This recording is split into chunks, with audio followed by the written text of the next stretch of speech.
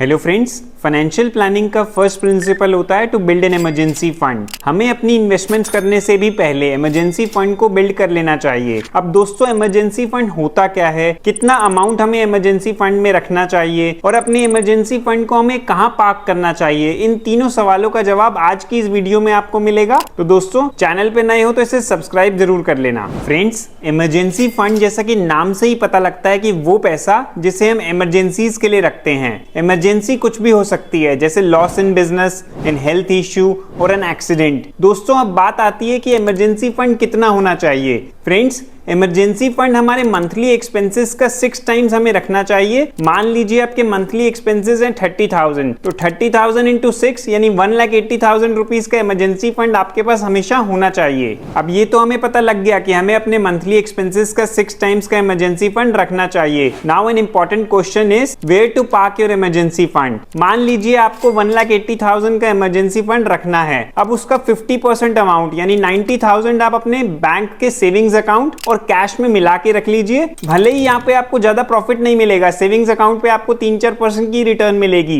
लेकिन आप अपने पैसों को इजीली एक्सेस कर पाएंगे जब आप चाहेंगे। और बाकी 50% अमाउंट यानी 90,000 आप लिक्विड म्यूचुअल फंड में इन्वेस्ट कर सकते हैं, जहां पे आपको 5 to 7% के रिटर्न्स भी मिल जाएंगे। और जब भी आपको पैसों की रिक्वायरमेंट होगी, आप एक दिन के अंदर उनको विड्रॉ भी कर पाएंगे। दोस्तों, हो सकता है कि आप सोच रहे हो कि आप अपने इमरजेंसी फंड को एफडी में क्यों ना इन्वेस्ट करें। एफडी में आजकल हमें रेट भी 7 to 8% के मिल जाते हैं, लेकिन एफडी में प्रॉब्लम ये है कि हम जब भी उनको प्रीमेच्योर करते हैं तो हमें 1 से 2% तक की पेनल्टी देनी पड़ती है, जो लिक्विड म्यूचुअल फंड्स में नहीं होती। और अगर आप चाहो तो अपने लिक्विड म्यूचुअल फंड्स में एसआईपी करके भी आप अपने इमरजेंसी फंड को बिल्ड कर सकते हो। तो दोस्तों, एंड में मैं आपको यही कहना चाहूंगा कि अपनी फाइनेंशियल वेलबींग के लिए इमरजेंसी फंड को जरूर क्रिएट करें। अपनी कोई भी इन्वेस्टमेंट आप करने की सोच रहे हैं तो वो बाद में करें, उससे पहले अपने इमरजेंसी फंड को बिल्ड करें। तो फ्रेंड्स, आज की वीडियो यहीं तक थी। अगर पसंद आई हो तो लाइक कर देना, चैनल को सब्सक्राइब कर लेना। Thank you for watching.